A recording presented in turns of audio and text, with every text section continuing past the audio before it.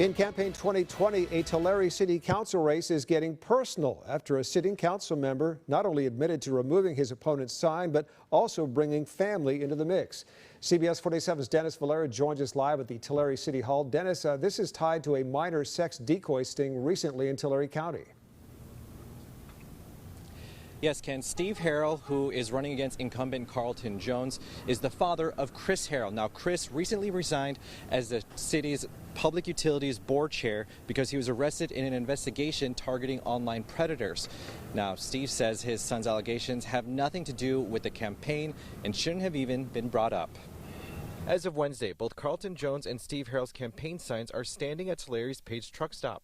But last week, Harrell was told Jones removed his sign. After Harrell posted about this on Facebook, Jones admitted to it on a separate public Facebook post, saying he got permission to do it by the property manager, also saying they don't want signs made by a predator in front of their business, along with several hashtags, including pedophile Harrell, as well as a Spanish homophobic slur we've cut out.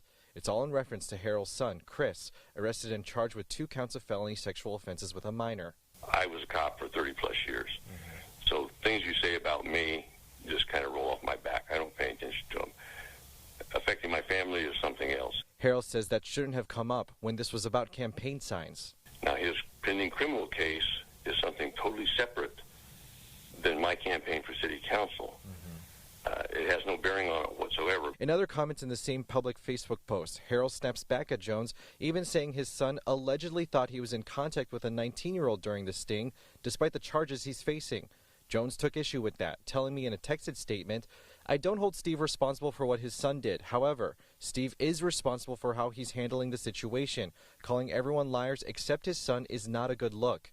Harrell believes this is all a ploy to distract voters. He plans to keep campaigning hard in these final weeks.